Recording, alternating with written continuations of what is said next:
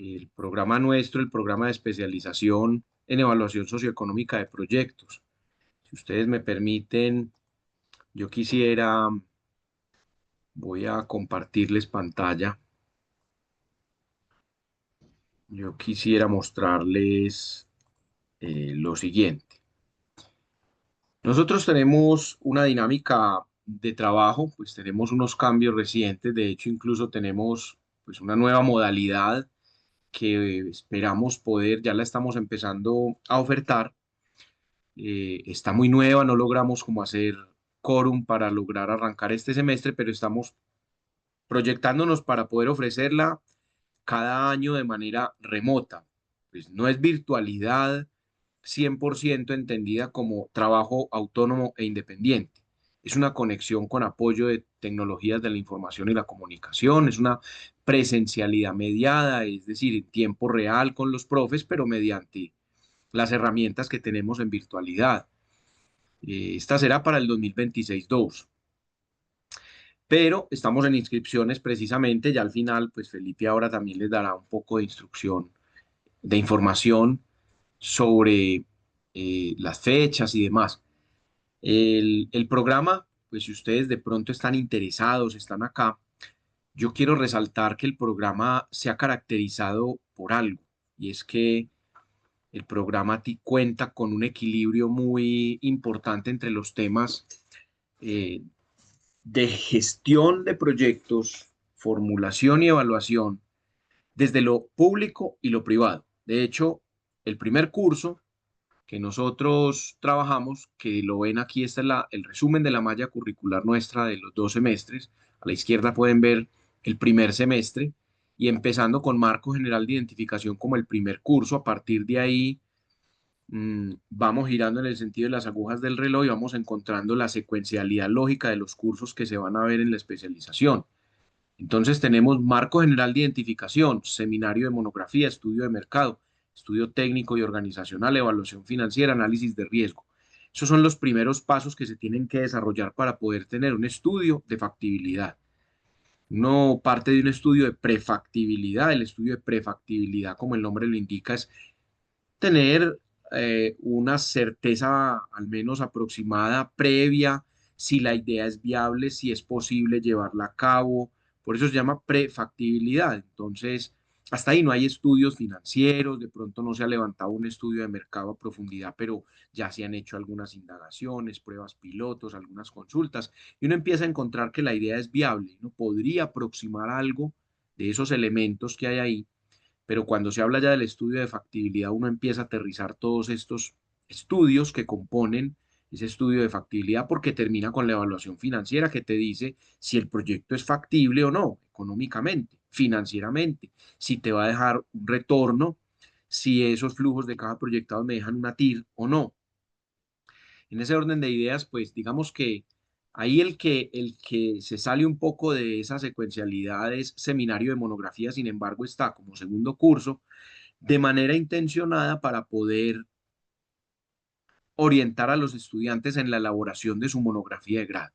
Es un curso, llamémoslo similar a lo que conocemos como seminario de investigación, donde se orienta al estudiante cómo hacer una revisión bibliográfica, cómo definir esa pregunta problemática, planteamiento de objetivos, estructuración de un marco teórico y tratar de irle dando sentido. Lo que pasa es que aquí no es un proyecto de investigación en esta especialización, sino que nos enfocamos precisamente en que el estudiante se oriente su trabajo de grado, su monografía de grado, hacia lo que tiene que ver con el programa de especialización en evaluación socioeconómica de proyectos. Es decir, que de una u otra manera demuestre esa aplicabilidad del conocimiento a través de un estudio de factibilidad o un estudio, una evaluación relacionada con un proyecto que puede ser algo en marcha o una línea, un proyecto adicional en una empresa o un proyecto público como una parte de unas líneas o programas de los que se han venido desarrollando, puede ser un estudio de evaluación ex post, incluso aunque lo ven en el segundo semestre, pues pueden ir planteando todo en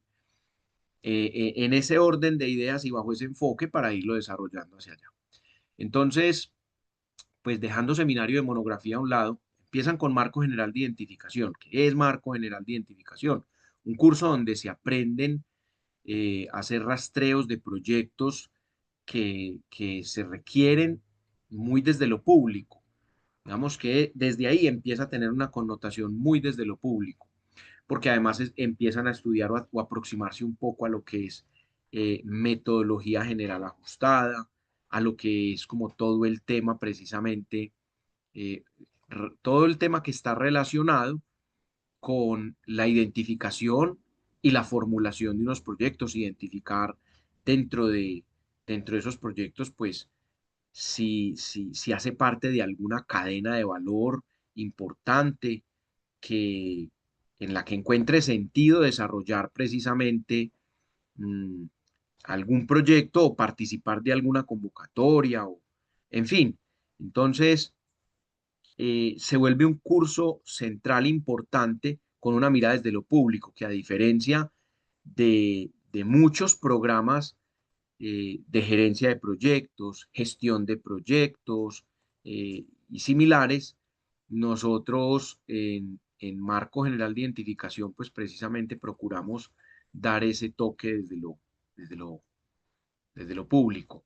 Hay un asunto acá también, y es que si bien estamos en una universidad pública y esto podría tener un enfoque muy desde lo social y lo público por el mismo nombre, pues como les mencioné ahora, yo trato de orientar, tratamos de que los profesores busquen ese equilibrio entre esa formación de lo público y lo privado, para que no nos quedemos solamente con información de lo público, ni en algunos cursos nos quedemos solamente con información desde lo privado, ¿sí?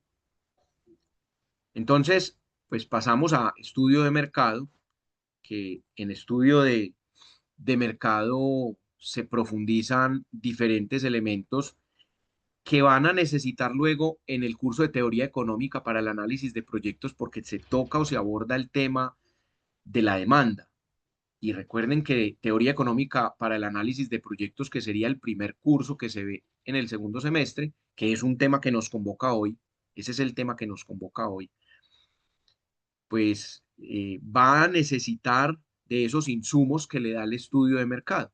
Y ese estudio de mercado, si bien tiene un nombre muy desde lo privado, tiene aplicabilidad también en lo público. Entonces ustedes ahí aprenden a identificar y analizar los componentes del estudio de mercado, tanto para lo público como para lo privado, y realizan unas actividades enfocadas a hacer análisis sectoriales que den cuenta de una situación de un sector en particular, de acuerdo como a esa idea de proyecto de grado, que ustedes puedan ir aplicando ese conocimiento ahí, que se analizan también sus subsectores también en el que se puede inscribir el proyecto, que aprendan a identificar ahí unas oportunidades, unas amenazas, como a desarrollar esas habilidades y todas las implicaciones que puede haber ahí para las organizaciones en términos de fortalezas, debilidades. Entonces trabajan sobre segmentación de mercado, cuantificación de un mercado objetivo potencial, proyección de una demanda, definir una estrategia para la diferenciación de las variables que harían parte como de lo que es la mezcla de los mercados, que hablamos en principio, pues eso ha crecido mucho, yo no me las sé todas, pero las 4P, que tradicionalmente el precio, plaza, promoción y producto. Ahí hay otras como los canales de publicidad, los canales de entrega y distribución y demás. Entonces, también trabajan el tema de identificar diferentes mercados, diferentes proveedores, competidores, se analiza esa matriz de Porter, también tiene una parte muy estratégica. Todo alrededor del proyecto, pues en principio es lo que desde la coordinación procuramos que los profes los acompañen a ustedes también, que parte de la nota sea, bueno, presénteme su propuesta y revisamos también dentro de esto la aplicabilidad de lo que hemos visto en el curso, porque buscamos también un equilibrio entre lo práctico y lo teórico. No son cursos 100% teóricos, son cursos teórico-prácticos que llevan esa mezcla entre la teoría y la práctica. Listo, entonces pues es un curso esencial precisamente para darle luces a si hay o no un mercado que me permita a mí ya entonces tomar decisiones para continuar con lo que sería el estudio técnico y organizacional. Entonces, dentro de lo que tenemos como estudio técnico, y estudio organizacional, eh, el curso procura trabajar todo lo que tiene que ver con el proceso de comprender las herramientas que permitan evaluar esa viabilidad técnica, administrativa y legal, si es viable la localización, dónde va a ser, los insumos que se requieren, todo el proceso logístico, que ustedes de una u otra manera puedan hacer esos cálculos de cuál sería el tamaño óptimo en términos de esa primera inversión inicial, conocer diferentes métodos para hacer esos cálculos, identifican toda la parte relacionada con el desarrollo ya del proyecto como tal, factores locativos, en últimas también como buscar eh, sistemas de producción adecuados o de prestación del servicio adecuados cuando hablamos de usuarios en lo público o de clientes ya en lo privado, porque ese digamos, parte en el fondo, me faltó aclarar ahorita, en el fondo el estudio de mercado, pues se aplica muy similar, bien sea un proyecto público o privado, pero cambia algo de los enfoques y parte del lenguaje también. Cuando estamos en lo público se habla de los usuarios de un servicio, de los beneficiarios de un programa, mientras que en lo privado hablamos de los clientes. Entonces, en este curso de estudio técnico y organizacional se aterriza mucho todo el tema de la localización, el portafolio de productos, los costos, identificar también aspectos legales para la constitución de la empresa en caso de que sea un emprendimiento o aspectos legales para la apertura de una nueva línea y una ampliación de una línea de producción o todo lo relacionado con la parte también organizacional. Necesitamos coordinadores, qué mano de obra y expertos o nivel profesional se requieren aquí para este proyecto. Entonces, pues al final terminan elaborando un presupuesto de inversión que les va a servir luego para evaluación financiera, porque con ese presupuesto de inversión que se da en el periodo cero, ya luego empiezan a aterrizarse una serie de elementos como los gastos y los costos, la proyección de ventas que viene amarrado desde estudio de mercado y se terminan de pulir y aterrizar entre estudio técnico y organizacional y evaluación financiera. Porque ya en evaluación financiera entonces se empieza a estudiar o se empieza a trabajar en, en relación con precisamente con los, las perspectivas o las posibles eh, opciones y viabilidades que puede tener el proyecto desde la viabilidad financiera como sí misma. Es decir, vamos a mirar a través de diferentes indicadores y en coherencia con el proyecto o el objeto de estudio de la especialización y con la propuesta de trabajo de grado que se tiene planteada, eh, poder revisar y evaluar o determinar si el proyecto es viable financieramente y nos genera a partir del año uno, a partir del año 2 o a partir del año 3 o a partir de qué año comienza a generar una utilidad que lo haga sostenible y lo haga viable en el tiempo. Entonces, pues ahí trabajarán diferentes indicadores, deberán tocar el tema de los estados financieros, ahí van a trabajar con estados de resultados, con balance general, con flujo de efectivo, con TIR, tasas internas de retorno, flujos de caja que hay varios, entonces el flujo de caja financiero, el flujo de caja operativo, el flujo de caja de efectivo libre, y metodologías también para poder hallar costos de capital y en últimas llegar al valor del proyecto o al valor de una empresa, cuánto vale ese proyecto en pesos hoy y cuál es la TIR, pero también tocan otros elementos, porque todo esto es muy desde lo privado, tocarán otros elementos que están más relacionados con lo público, ¿cierto? Entonces, relación costo-beneficio, que eso se habla desde lo público, esa relación costo-beneficio.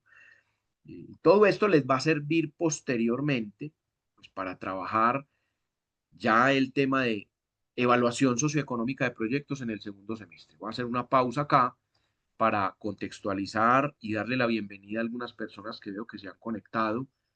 Entonces, comentándoles que estaba haciendo una introducción mientras damos espera que el profe Ya Jorge llegó, llegó, Villabona llegó el profesor, llegó, llegó, eh, llegó. Llegué. llegue. Entonces, agradecerle, profe, que está por aquí, ya está, ya nos está acompañando. Yo cierro con lo siguiente. Cambios que hemos hecho, permiso, profe, y les cuento, pues el curso de evaluación socioeconómica de proyectos, que todos los cursos son de 32 horas, ese curso que ven en el segundo semestre, hicimos una modificación que ha gustado mucho y es que lo segmentamos por temas y expertos, o sea, es un curso que se dicta a tres voces, no es un solo profesor, sino que tenemos un experto en evaluación económica, un experto en evaluación social y un experto en evaluación ambiental, y hilando todo el contenido, que haya un hilo conductor para que dé cuenta de la importancia de cada uno de esos temas dentro de lo que es la evaluación socioeconómica de proyectos. Finalmente, pues, agradecerles. Yo dejo al profe que es magíster en administración de empresas, entre otros, él es economista de base y también tiene una especialización y cuenta con una amplia experiencia en la docencia universitaria, también ha hecho consultorías, trabajado a nivel de pregrado, de posgrado, ha sido catedrático de análisis financiero, prospectiva financiera, valoración de empresas corporativas, matemática financiera, planeación financiera, entorno empresarial, entorno económico. Nos ha acompañado desde hace mucho tiempo con este curso de teoría económica para el análisis de proyectos, y ha trabajado, como lo pueden ver acá, pues eh, también desde el tema de recaudo de cartera, evaluación financiera, entorno económico, indicadores socioeconómicos, gerencia estratégica, con diferentes instituciones. Además que ha sido formador para la Cámara de Comercio de Medellín, se desempeñó como asesor y consultor financiero, brindando un acompañamiento en diversos temas presupuestales, de análisis financiero. Entonces, pues no siendo más, hoy le damos la bienvenida a este webinar de análisis a la coyuntura macroeconómica del país como insumo para los proyectos socioeconómicos. Es un conversado. Mi invitación es a que eh, mm, pues se permitan reflexionar y hablar con el profe, no es una clase. Él les va a mostrar es como al menos luces de lo que se vería ya en el curso para ver si ustedes, pues la idea es que se antojen, que se inscriban en la especialización, porque este y otros temas que hemos traído al webinar se trabajan ya con más profundidad al interior del curso. Pues no siendo más, profe, ahora sí lo dejo a usted con el Gracias, mando. César. Gracias Muchas por gracias todo. Listo. muchas gracias por asistirnos. Listo. Yo les quería, vamos a ver aquí para pantalla, como presentar esto acá, que se comparta, vamos a ver.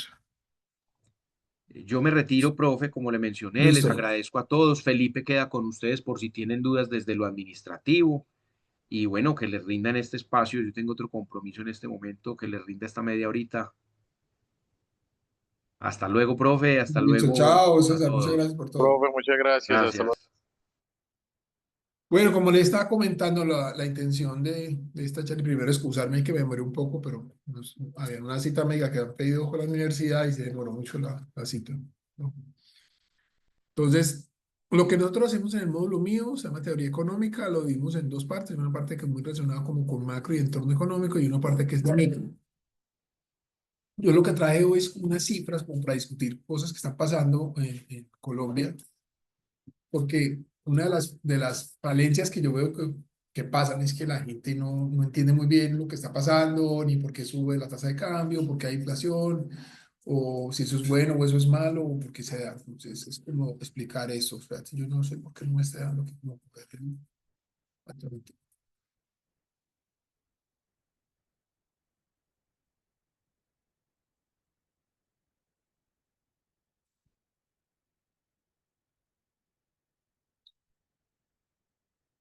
entonces, brevemente, y cuando me quieran interrumpir, me interrumpen, no hay problema. Es como entender qué está pasando hoy en la actualidad en los indicadores más importantes que tiene Colombia en este caso, que serían el PIB, la inflación, el desempleo, las tasas de interés y la tasa de cambio, pues también voy a hablar un poquito de desigualdad. Entonces, brevemente, esto es lo que está pasando. Mira, nosotros venimos teniendo una situación en Colombia en la cual el PIB viene muy estancado. ¿Qué es el PIB? Es el indicador que nos muestra el crecimiento económico, que se mide trimestralmente. Aquí podemos ver que nosotros tenemos otra cosa que hay que aprender a leer un poquito las cifras, porque la gente se confunde un poco, se lee. Entonces, si ustedes se fijan, 2021 y 2022 usted un crecimiento muy alto y usted podría llegar a pensar que fue un gran momento de la economía, pero lo que la gente no entiende es que usted se compara es con 2020. 2020 es un año en el cual se cerró todo. Entonces, al volver a abrir, claro, entonces obviamente crece mucho todo, pues estaba cerrado y se abrió. Lo que es un poquito preocupante es que la economía viene muy frenada por diferentes circunstancias que se irán aclarando pues en esta charla, ¿cierto? Hay un elemento que es clave que es que la inversión viene muy frenada. Hay un poco de miedo de los inversionistas y hay unos aspectos políticos que influencian eso, pero también hay que entender que si no hay inversión es difícil que se dinamicen los negocios, es decir, ¿quién hace nuevos negocios? El último informe que está del PIB es del PIB del 2025, primer trimestre, y lo que yo les invito siempre que vean eso, ustedes vayan, esos informes están en el DAN, eso no hay que pagar por ellos, revisen quién es el que está moviendo. Eso es una pregunta que no te hacen en clase. ¿Usted qué cree que es el que está moviendo la economía? Y de ahí uno empieza a detectar que hay fallas en el conocimiento previo de lo que usted piensa que mueve el país. Esa pregunta es muy difícil que la conteste bien alguien, a lo menos que haya revisado el informe del DAN, porque el que nos está moviendo el PIB a nosotros es actividades artísticas y de entretenimiento. Dice que crece el 15%. Eh, si ustedes se fijan, actividades que en el pasado eran clave en los gobiernos, como en construcción, minas y canteras, eso está muy frenado, muy, muy frenado. Ahora, la construcción es un área en el cual usted sí es cierto que jalona muchas otras actividades. No es tan cierto que mejore la capacidad adquisitiva de las personas, pero sí genera unos ingresos. Entonces, ¿qué es lo que pasa? Si no hay construcción, y eso es un ciclo que se va a hablar en esta charla. Yo no construyo porque no hay gente que compra. La gente no compra porque las tasas están altas. Por lo cual yo necesito empezar a mover. Volvemos al concepto. ¿Quién se mueve primero? Si no bajan las tasas, la gente no se va a endeudar. Si la gente no se endeuda, no construyen y así sucesivamente. Si yo no construyo, echo obreros y bueno, vamos creando el hueco.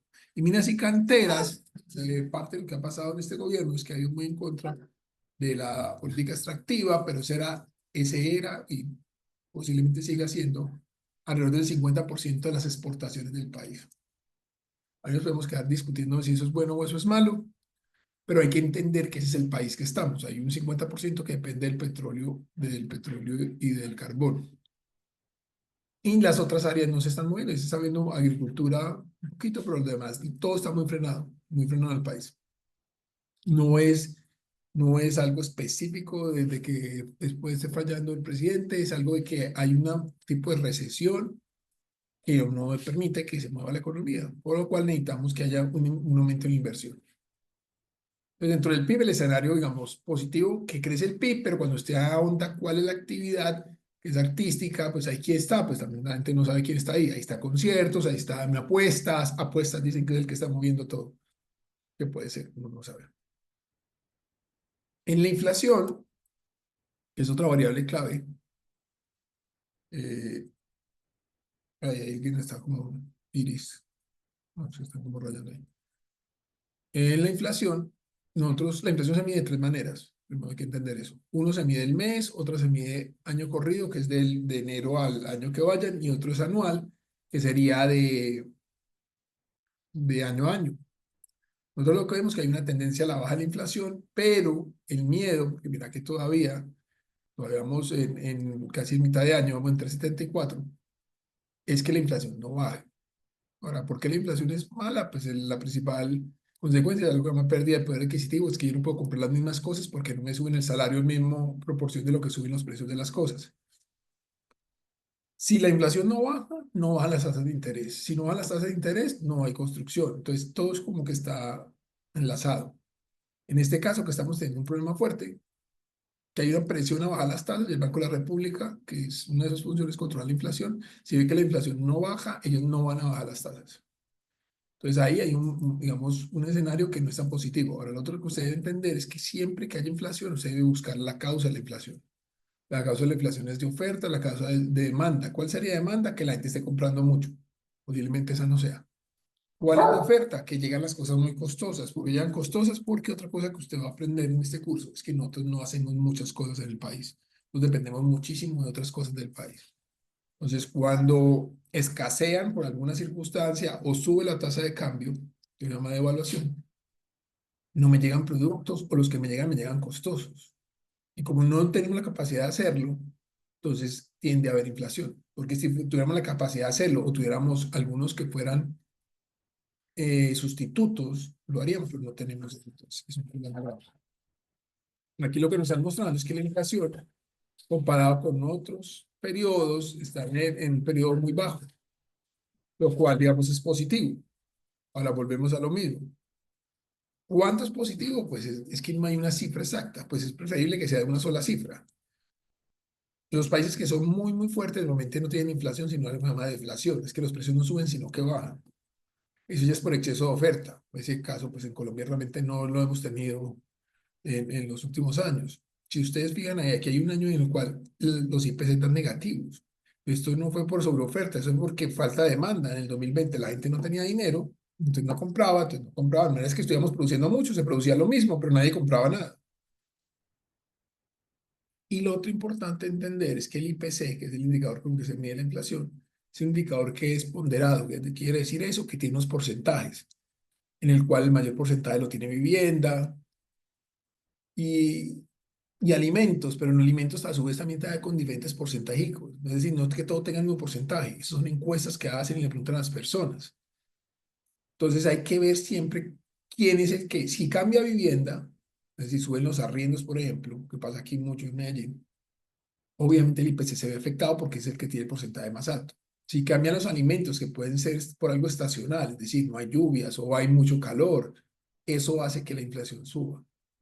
Entonces, en este momento podríamos decir, para salir de inflación, que vemos un escenario en el cual es positivo, que va bajando el IPC, pero no es tan positivo porque no se ve que ya esté totalmente controlada.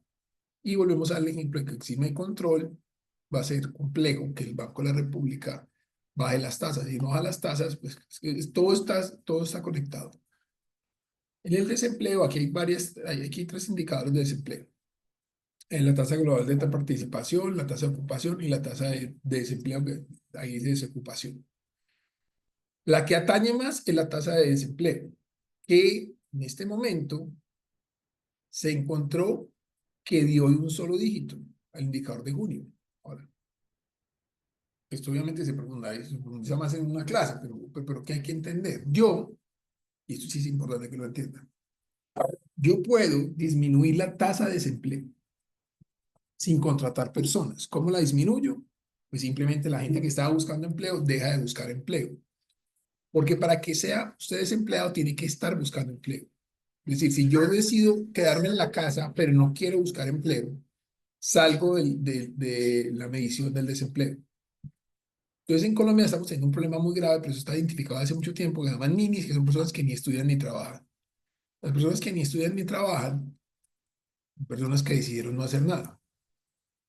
Esas personas que decidieron no hacer nada, puede ser por desmotivación, por lo que sea, se vuelven un problema, porque al final ellos también comen, ellos necesitan dinero, pero como no trabajan, entonces alguien tiene que sacar el dinero.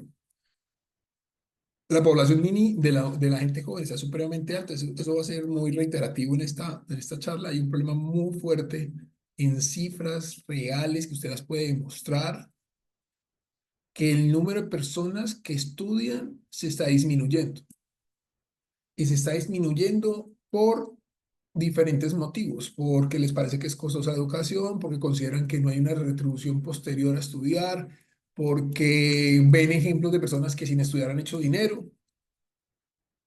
Yo creo que estamos confundiendo el no estudiar formalmente, es decir, con un grado, al no aprender. Entonces, ahora estamos llegando a un punto que no hay que aprender tampoco y esto se va a volver un problema. Yo les tengo algo ahí para mostrar. En clase yo hablo mucho de desigualdad y de pobreza. Las tasas de desempleo en ciertas regiones son supremamente altas. Quito siempre tiene la tasa de desempleo más alta y siempre tiene la tasa más alta de pobreza. Eso lo que está causando, pues obviamente, si usted no tiene empleo y además tiene un índice de pobreza alto, pues termina haciendo alguna cosa indebida por la búsqueda de dinero. Habría que analizar específicamente cuál es el caso de Quibdó, si es por el manejo político, si es por las condiciones de las personas, es decir, algo hace que ellos siempre tengan la tasa de desempleo más alta. Y normalmente los que tienen las tasas de desempleo más bajas son las ciudades más grandes. Bogotá normalmente tiene una tasa de desempleo baja, Medellín tiene tasa de desempleo baja comparado con estas cifras. Recuerden que el nacional está debajo del 10 y acá vemos que Egipto tiene el 26%. Eso es otra cosa que mucha gente no lo sabe, pero ustedes lo van a saber hoy. Una persona se considera empleada si trabaja por lo menos una hora a la semana. Si no, la medición del empleo, eso hay que entenderlo bien, la medición del empleo no se hace con, no es que trabaja 40 horas o 43 o las que, no, es si trabaja 1 hora a la semana, sí se mide, esa es la medición que hay. ¿Qué es importante acá entender? Hay otra medición que se llama de desempleo objetivo y subjetivo, y eso depende, empleado subjetivo y subjetivo, depende si la gente está trabajando, si está satisfecha o está insatisfecha, es otra medición, pero no en el informe del DANE ya no le están dando tanta importancia, a mí me parece que sí es bien importante, porque la gente, muchos están insatisfechos. Trabajan en algo porque les toca trabajar, porque necesitan buscar unos recursos, pero entonces como se están insatisfechos no lo hacen de la mejor manera. Esas mediciones están ante la medida de personas que están empleadas, explotadas y están insatisfechos, pues de acuerdo al indicador que medían en ese momento, era casi el 40%. El 40% de la población manifestaba que no está contento en lo que hace, lo cual es muchísima gente. Y volvemos a eso donde dice población inactiva, ese es el nombre que recibe antes, que ahora lo cambiaron a población fuera de la fuerza de trabajo. Son personas que no están buscando empleo. Es decir, yo puedo buscar empleo, me desanimo y considero que tengo que hacer una especialización. Como yo no busco empleo, pero estoy estudiante, yo no soy desempleado porque soy parte de la población fuera de la fuerza de trabajo. Si yo ya decido no hacer nada, que sería el grupo de ninis, también no estoy en desempleado.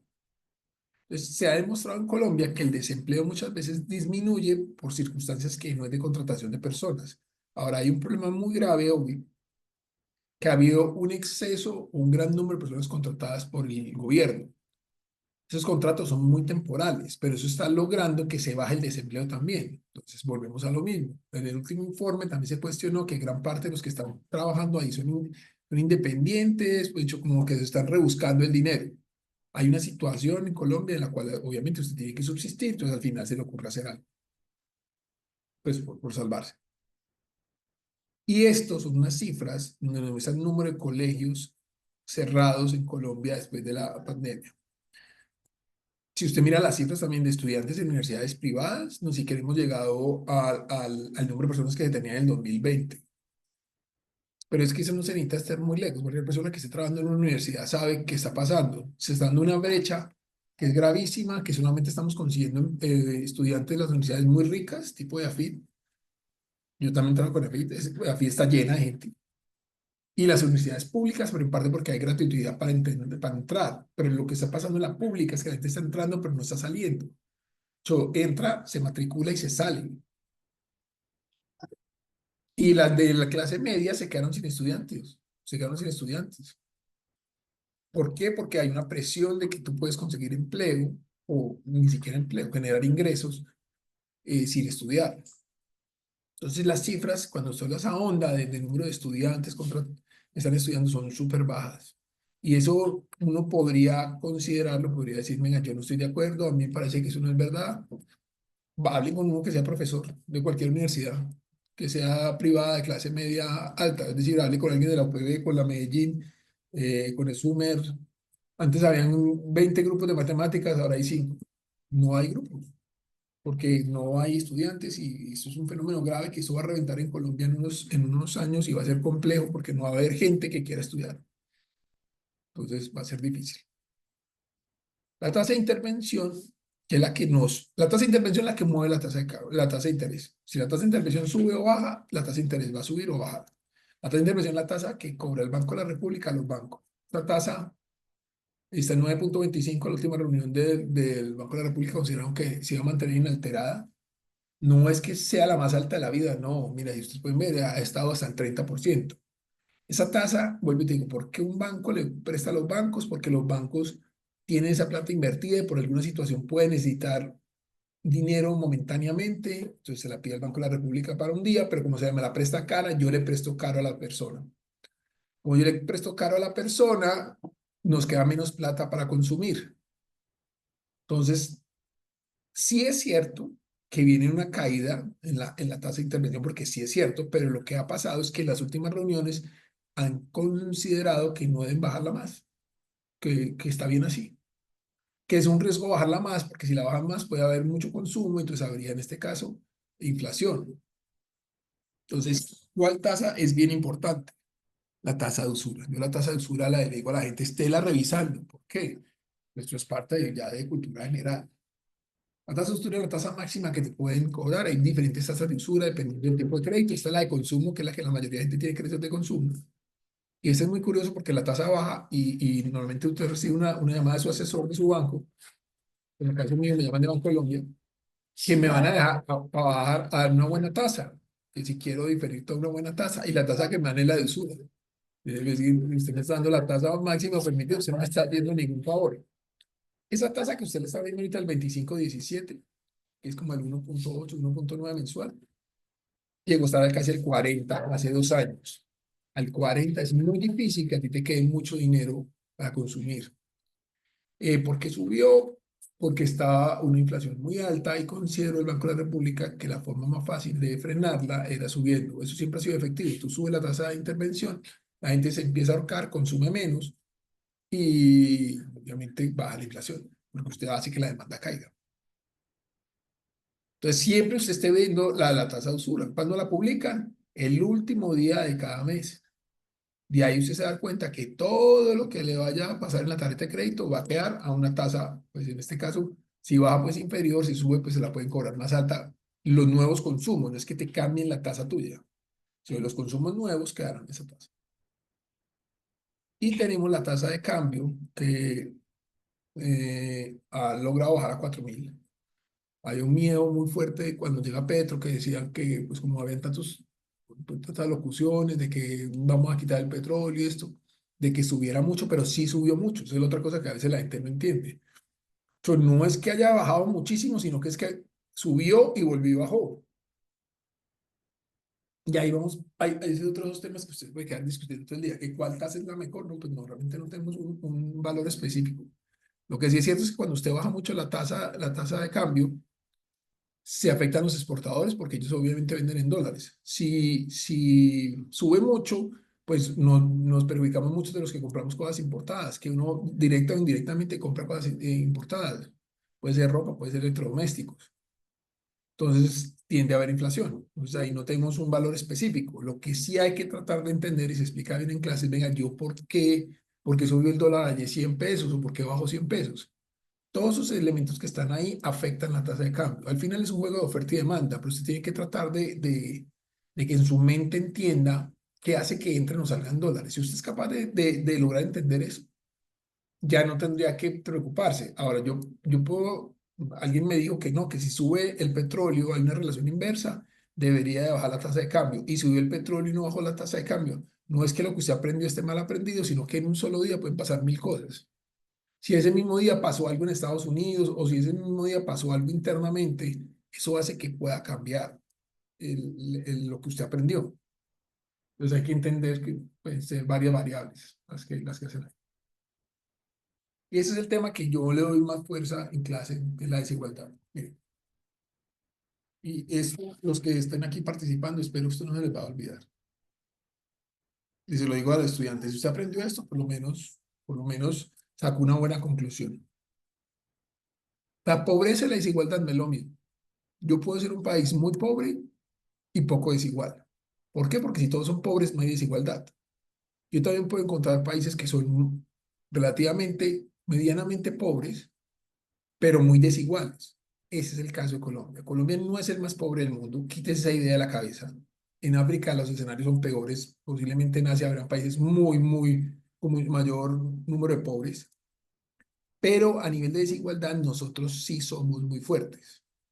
Es decir, fuertes que normalmente quedamos entre los 10 primeros, es decir, no se vea raro que si está Colombia del puesto 10, 12 en el mundo de desigualdad, no se sorprenda que eso es verdad. Ahora, no lleve el escenario al otro lado, no es que el profesor dijo que todos eran pobres, no, no, eso no lo dije yo, porque realmente cuando usted mira el indicador de pobreza no es tan dramático, es decir, acá está dando el 30, pero hay países que dan el 80, entonces es decir, si usted se compara con el peor, no es. El indicador más famoso de desigualdad se llama el Gini. Normalmente cuando usted ya le da 9,5 está muy desigual. Pues ya en todos los gobiernos se demostró que los subsidios arreglan pobreza, más no arreglan desigualdad. Los subsidios arreglan pobreza, más no arreglan desigualdad. No puedo dar muchos subsidios y la gente come porque usted le está dando plata para que coma. Pero la desigualdad no se arregla por ahí. ¿Por qué no se arregla por ahí? Porque estamos teniendo personas que están ganando 100 millones al mes. Ah, no, pero eso se lo inventó para la charla, ¿no? Hay doctores, abogados, ingenieros, gente que tiene sus negocios, se ganan 100 millones al mes. Esa persona gana 100 millones al mes. Si yo le regalo a alguien 200.000 pesos, 400.000 pesos, 500.000 pesos, pues esa persona la puedo sacar de pobreza porque busco el valor para sacarlo de la pobreza, pero yo nunca lo voy a alcanzar al de 100 millones. Le puedo seguir dando subsidios, inclusive le puedo crear otro de 200, pero yo jamás lo voy a alcanzar. Como no lo alcanzo, es donde que se crea la desigualdad. Entonces, ¿qué es lo que pasó? Que a nosotros dijeron que si había un crecimiento económico, se disminuía la pobreza y hay menos desigualdad. Esto se lo va a aprender a través de la vida.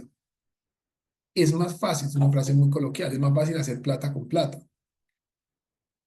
Piketty, que es un economista, lo que nos plantea es que el rendimiento del capital de las personas ricas es superior al rendimiento del capital de las personas pobres. Pues obviamente porque tienen más capital. Yo tengo 10 bodegas, pues yo las puedo alquilar. Pues yo no tengo nada, pues no puedo alquilar las bodegas. Entonces, lo que se demuestra es que la desigualdad va a seguir creciendo si yo no encuentro alguna manera de que los ingresos de las personas, de cualquier forma de ingresos, se mejoren. Pues no he podido encontrar que mejoren los ingresos. Como no encuentro la forma de que mejoren los ingresos, se crea desigualdad y ese es el malestar que está en el país. Que la gente manifiesta que hay una desigualdad, pero es que eso no es tan difícil pues, de entenderlo, es que se ve, es muy fácil de encontrar. Entonces acá está lo que yo le dije de Piketty. Piketty lo que admite es que sí, que hay ciertas cosas que se han mejorado en el mundo, que las personas viven más, que las condiciones de salud han mejorado, que el grado de alfabetización es verdad. Es decir, todo lo que él dice es verdad, pero lo que pasa es que la desigualdad se sostiene. Como hay personas que van en contravía de eso, Pinker dice que no hablen de desigualdad en porcentaje, sino como un número de personas. Él considera que el número de personas que han salido de la pobreza es mejor. Entonces, que siempre va a haber una desigualdad, que la desigualdad inclusiva hace que las personas se motiven a mejorarse. Y por ahí otro que no tengo acá, que se llama Angus Deaton, que es muy buen economista. Angus Deaton dice que el problema de la desigualdad es que si yo igualo salarios, el que es bueno se vuelve malo, porque no va a tener una motivación para hacerlo mejor. Entonces, que la solución tampoco es igualar salarios. Entonces, ahí nos vamos, bueno, obviamente es una charla corta, a ver si llega, queda usted a venga, pero ¿cuál solución hay? Entonces, no encontramos una solución. Lo que siempre defiende Angustito es que la educación es la forma más fácil de que usted logre disminuir las brechas de la desigualdad. Que estamos en una generación que cree que eso no es verdad, porque lo que le pasó a ellos es que cuando estudiaban, terminaban y no encontraban lo que le habían dicho que era que iba a disminuir la desigualdad. Para lo cual, ¿qué pasó? Hubo un momento, el modelo educativo también se empezó a quedar un poco. Entonces, como el modelo no se ha ajustado, eso ha sido una crítica muy continua. Es que lo que enseñan no es lo que está pidiendo el medio. Entonces, bueno, digamos, modificar ciertos elementos ahí. Eso es para explicar esa que está mostrando ahí, que subsidios hay los que ustedes quieran en Colombia. Si usted no los recibe, no es que no existan. Dicen que el 40% de la población en Colombia recibe algún tipo de subsidio, que es el 40% de 50 millones son 20 millones de personas. Es decir, son muchas personas recibiendo subsidios. Que usted no le toque es otra cosa, pero es decir, entonces si hay tanto subsidio, ¿por qué la desigualdad no se mejora? Porque se demostró que ese valor del subsidio no alcanza a mejorar la desigualdad y no es aumentar el subsidio, porque el problema de los subsidios es que si yo lo saco, pues tiene que salir de algún lado. Entonces ahí es donde vienen las reformas tributarias que a la gente tampoco le gusta.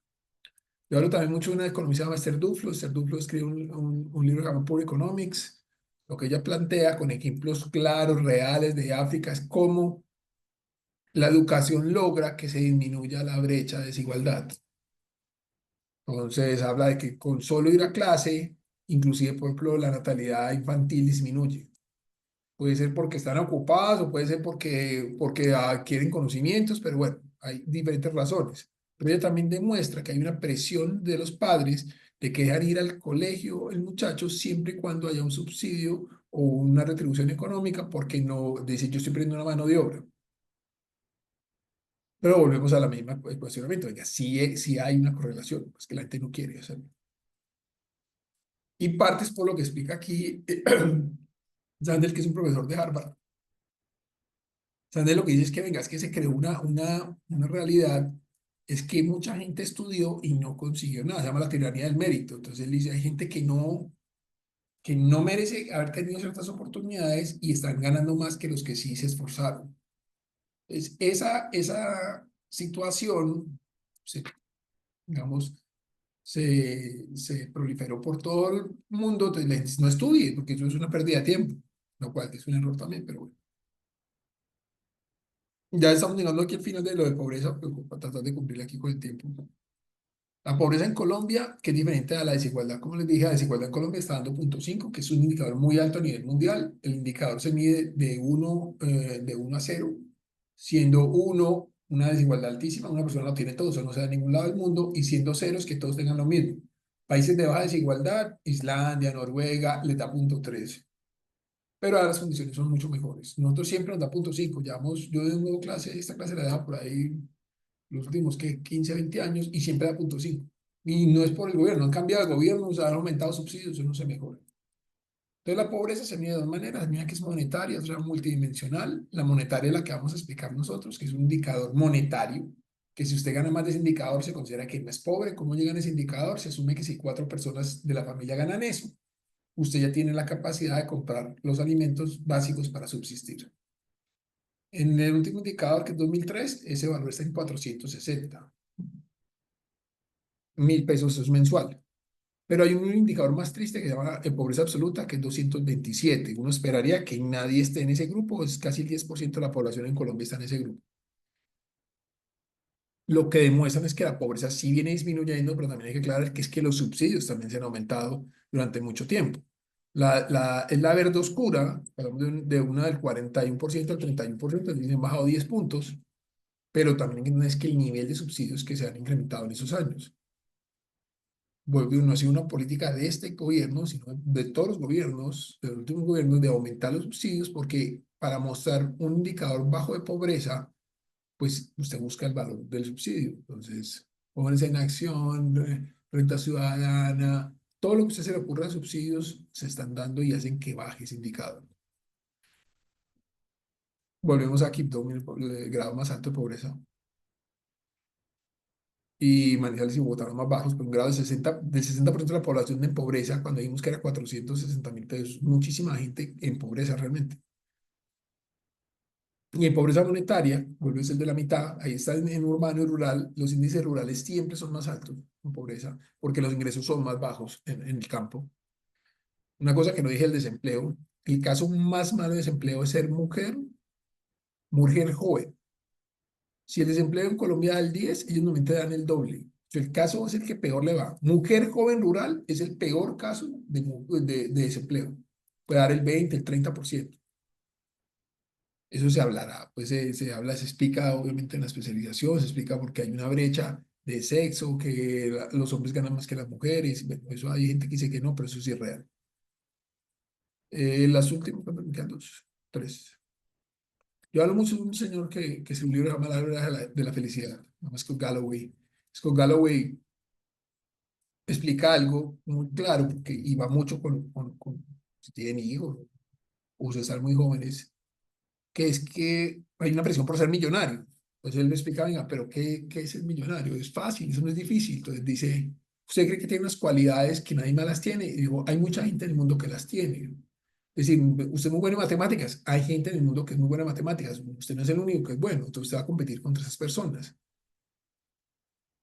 Él llega a una conclusión de algo que repiten muchas personas, que usted debe tratar de generar unos ingresos pasivos. Unos ingresos pasivos son ingresos que usted le entran sin trabajar, un arriendo, una participación en una empresa. Y al final él concluye que obviamente ser rico es tener más ingresos que los gastos, que parece medio fácil de entender, pero no es tan fácil. Y esa parte yo creo que esta la doy en todas mis charlas de todas las clases. Él dice, venga, pero usted quiere ser el próximo Mark Zuckerberg, usted quiere ser el próximo de Facebook. Dice, si cumple esas cuatro, usted lo va a hacer. Es decir, usted está dispuesto a trabajar por un tiempo sin salario, pues eso le da pavor a la gente porque dice, yo, ¿cómo va a hacer? Pues tengo unas obligaciones. Y ser preparado para tener fracasos públicos, es decir, usted no le da pena que la gente diga que usted falló, que es parte del éxito de los que hacen videos, ellos no les da pena. lo que digan. Pero esta es la que yo siempre digo. Le gusta vender, pero es que el acto de vender lo que no me, a veces no me entienden las personas. El acto de vender no es que yo me ponga y ponga un stand para vender cosas. Es como yo vendo una idea, es como yo convenzo algo a alguien, cómo convenzo a un inversor de entrar, cómo... Si usted no tiene esa habilidad o le da pena, es muy difícil que genere ingresos súper altos porque al final usted tiene que lograr convencer a alguien de algo. Y si usted no lo logra hacer, va a ser muy, muy difícil. Finalmente, si está dispuesto a asumir riesgos, es decir, usted cree que obviamente hay que pagar un tiempo para hacer algo, pero usted no sabe si va a funcionar. La gente quiere ganar mucho dinero, pero no quiere invertir ni tiempo, ni plata, ni nada. Entonces es muy difícil. Y yo siempre cierro con esta, cuando hablo de este tema, que está en el libro de Scott Holloway, es que la gente debe hacer algo que le guste primero que todo, pero adicional que sea bueno. Ahora, si logra que le paguen por eso, ya usted logró su objetivo. Esto es cuestionable, la gente dice, claro, pero es más fácil cuando usted tiene buen trabajo, tal cosa, pero entonces volvemos al anterior, es que si usted no empieza a cambiar el chip de lo que usted quiere hacer, es muy difícil. Entonces, con esta nueva tendencia que nadie quiere estudiar nada, y yo lo digo, pero usted considera que usted es chistoso, usted quiere hacer videos pero de chiste, pero usted es gracioso, porque si no es gracioso va a ser muy difícil que sea exitoso en eso. Pero, es decir, no estoy diciendo que no haya gente que esté haciendo dinero con eso, que es diferente, si lo están haciendo. La idea era como, obviamente me demoré un poquito, era como cumplir el horario que está establecido, son las 5:59. No sé si alguien tenga alguna pregunta, algo sobre lo que habíamos visto y, y me cuentan. Estoy abierto a cualquier preguntita que tengan de economía o de lo que quieran. Profe Jorge, muchas gracias. A los participantes y asistentes también muchas gracias. Quien desee o tenga alguna pregunta, pues obviamente puede habilitar su micrófono o dejarnos la inquietud aquí a través del chat y la leeremos con mucho gusto. Así que adelante.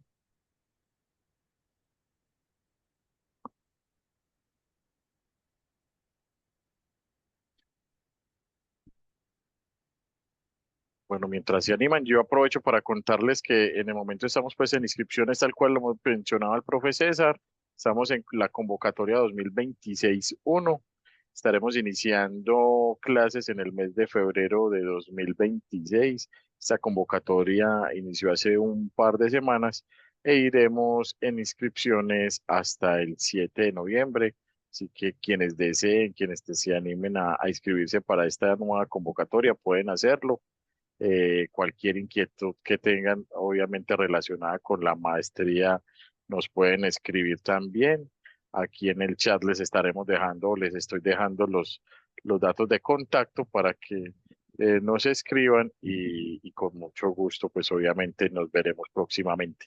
Quien tenga alguna inquietud puede habilitar el micrófono en este momento. Recuerde, como lo mencionaba el profe Jorge, puede ser relacionada con el tema que se tocó el día de hoy o también puede ser también relacionada con la especialización.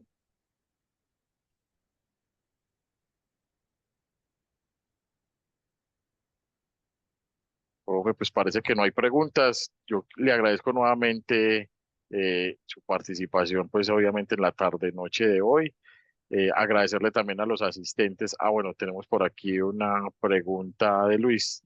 Dice, ¿qué tan positiva es la generación de proyectos, incentivos económicos y demás impulsos económicos gubernamentales o privados sin un control y seguimiento? Listo. Mira, Luis, lo que está pasando, y buena pregunta. Yo creo que parte de lo que se empieza a deteriorarse del gobierno de Santos, que se aumentaron demasiado los subsidios en aras de buscar que se bajaban los niveles de, de pobreza. Pues claro, se empezaron a crear subsidios y los índices de pobreza bajaron. Y venía lo que tú decías, no había un seguimiento específico de qué es lo que estaba pasando. Creo yo que el problema radica otra vez en que yo no te estoy enseñando, no, yo no, la sociedad, no te está enseñando a cómo generar ingresos de la manera adecuada. Creo que sí deben haber unos subsidios específicos, pero yo te puedo dar un ejemplo. Yo me presenté alguna vez al de, al del SENA para el Fondo Emprender. No, amigo. ahí me pude haber quedado toda la vida. El asesor que me tocó, pues yo sabía más que el asesor. Entonces ya llegó un momento y dije, no, yo preferí salirme, dije, no, esa plata es de la otra persona. Es decir, hay errores en el flujo de caja, entonces volvemos a lo mismo, alguien se lo hubiera ganado. Y inclusive otra cosa que yo le cuestioné a ellos, decía, pero mira, es que yo no necesito 80 millones, realmente yo creo que con el proyecto mío sale con 30. No, no, pero pida los 80, después vemos qué hacemos. Es decir, todas eran como unas situaciones que yo decía, por eso es que no funciona la sociedad, porque es que creamos una mentalidad de que si nos dan los 80, gástese los 80, usted verá qué hace con los 80. Entonces sí creo que hay que buscar incentivar a las personas, pero sobre todo que entiendan que usted puede generar ingresos de cualquier manera. Yo hoy, yo dicto en EAFIT en pregrado en una materia que se llama comportamiento del consumidor porque yo empecé a leer mucho de algo que se llama economía del comportamiento y yo les pongo a ellos a hacer unos tours y para que entiendan que hay una generación de ingresos muy fuerte de los tours, muy fuerte. Entonces, ¿qué hay que tratar de hacer? Venga, amigo, ¿usted cómo hacemos que usted lo tenga? Dice, hay que tener incentivos, pero también, venga, lo que usted vea que sea viable también, porque es que nos estamos presentando cosas que son inviables o muy repetitivas. Eso es un ejemplo que es medio cruel, pero es algo que ya lo me pasó acá en un grupo que me tocó manejar alguna vez de la Universidad de Antioquia de Emprendimiento. De 30, por ejemplo, que había para crear una idea, 10 dieron ideas de cosas que ya existen, es decir, una panadería, uno la de chorizo. Yo no siento que eso sea bueno o malo, pero lo que estaban buscando era que eran ideas nuevas. Los otros 10 dijeron que no se les ocurría nada, literalmente. 5 se le ocurrieron cosas súper inviables. Y 5 se le ocurrió algo medianamente inviable, pero entonces hay unas restricciones, ya sean presupuestarias, de miedo, de todo lo que les mostré de Mark Zuckerberg, entonces la gente no lo hace. Entonces, al final, ¿qué hace usted? Pues termina haciendo el empleo que le dijeron que haga porque pues, se le ocurrió otra cosa, porque lo demás le se asustó. Y eso es complejo. Eso es lo que está pasando en la sociedad. Entonces, la gente en el afán de que tiene que subsistir, trabaja en lo que le toca porque no tiene otra opción. Es gravísimo. Entonces, claro, es grave lo que tú dices. Si no hay un control, o sobre todo un seguimiento y un acompañamiento. Pero también necesito que el que me haga el acompañamiento sepa, porque si no sabe, pues ¿para qué me acompaña? Quedo más confundido de lo que estaba. Esa es como la respuesta para Luis. Gracias, profe, y a Luis también muchas gracias por la pregunta. Si alguien más tiene alguna duda, con mucho gusto puede habilitar el micrófono o dejarnos la pregunta aquí en el chat.